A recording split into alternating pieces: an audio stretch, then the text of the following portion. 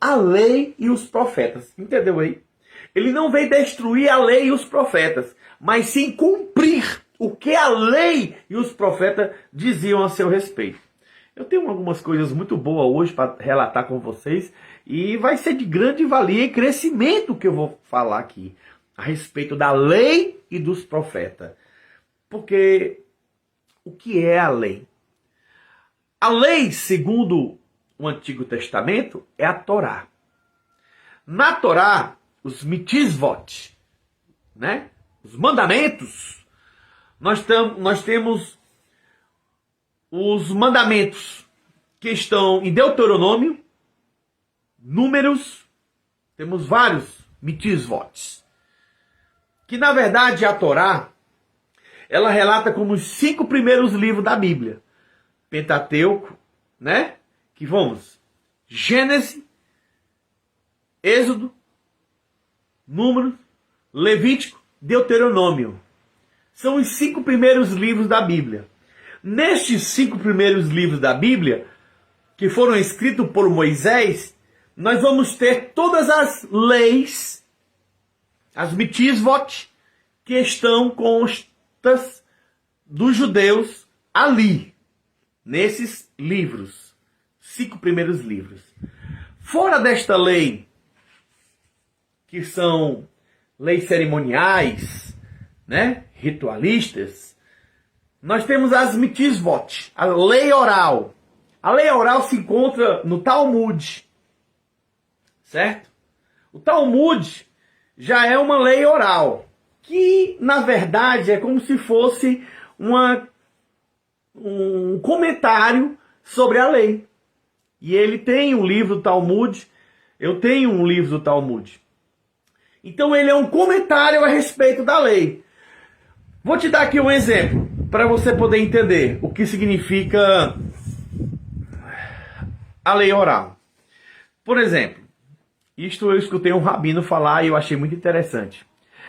Na Torá, não está escrito dizendo, né, por exemplo, que Abraão se circuncidou e a partir de então a promessa de Abraão, todas as pessoas deveriam ser circuncidados também. Se você bem avaliar, se não houvesse a lei oral, como é que você saberia onde é que é o prepúcio?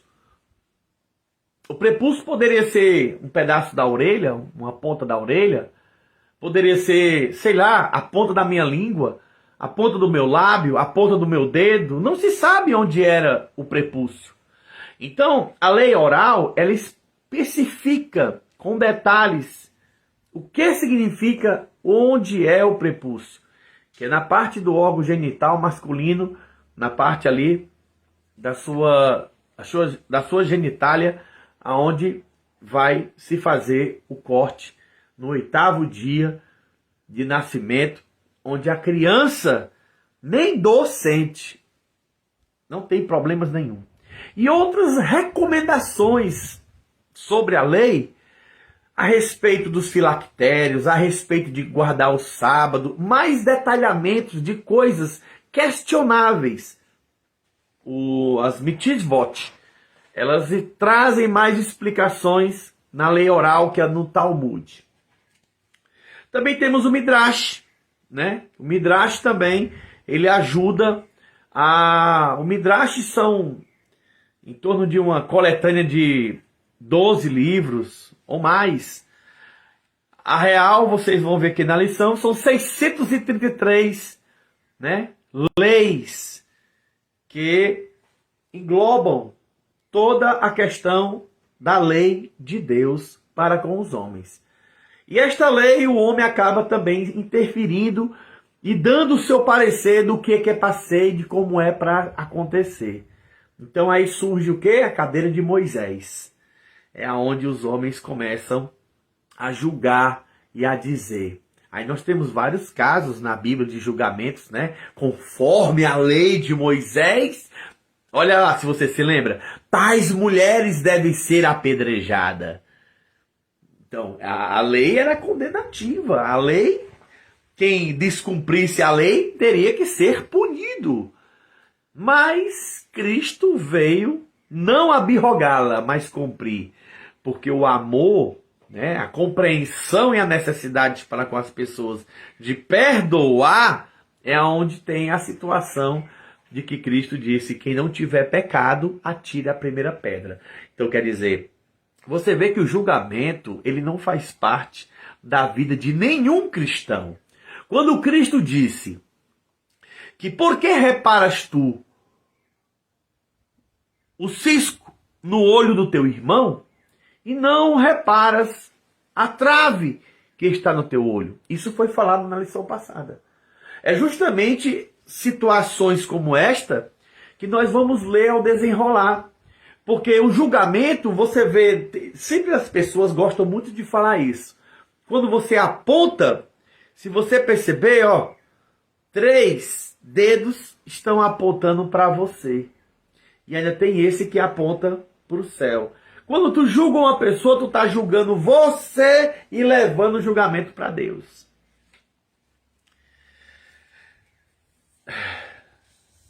Entretanto, Jesus faz questão de deixar claro que o seu posicionamento era exatamente o oposto do que estavam supondo naquele momento.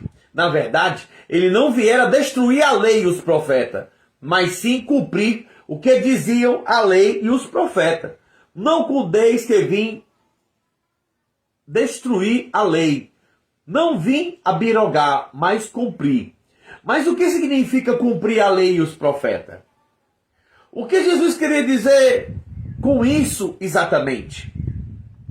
E qual relação entre a vida e o ensino de Jesus e o Antigo Testamento? É agora que nós vamos começar a entender o real dos fatos. Você entendeu? E só um acréscimo. E a respeito dos profetas, profeta é um chamado de Deus, a qual o Senhor confiava. Vida de profeta não era fácil. As pessoas confundem muito hoje, né, o dom de profecia e acham que são profeta.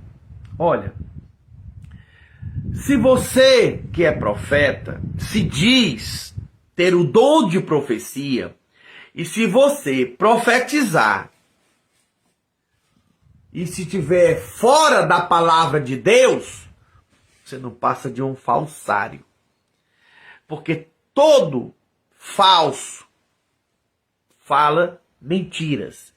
E se você tirar um tio ou um jota da palavra de Deus, você está pregando mentiras. Então não tem como você querer ser um adivinho, você ser uma pessoa que querer propagar adivinhação e acabar se achar o profeta, porque tem aquelas línguas estranhas, aqueles movimentos, aí acha que o que tu fala tem que ser ouvido e obedecido. Como eu já presenciei situações drásticas, né? Eu vou contar aqui rapidinho, eu acho que eu não dou 3 minutos. Primeiro, eu jovem, tinha 20 anos de idade, eu estava em uma vigília na cidade de Fortaleza, Ceará, e lá, né, foi a noite inteira de vigília, nós em oração, louvores. Era uma igreja, uma congregação pequena, num bairro de uma favela em Fortaleza. O que eu quero contar com isso é que quando terminou a vigília, 5, 6 horas da manhã, todo mundo ali tomando aquele café da manhã, né, para poder, quem tinha seus ônibus ir embora, aconteceu um caso de uma jovem, ela veio com uma outra amiga, chorando muito, né, e disse que tinha tido uma visão comigo. E eu vixe, uma visão. Aí ela veio com a mãe dela, acompanhada da mãe dela também. Desculpa. E eu disse, pois não,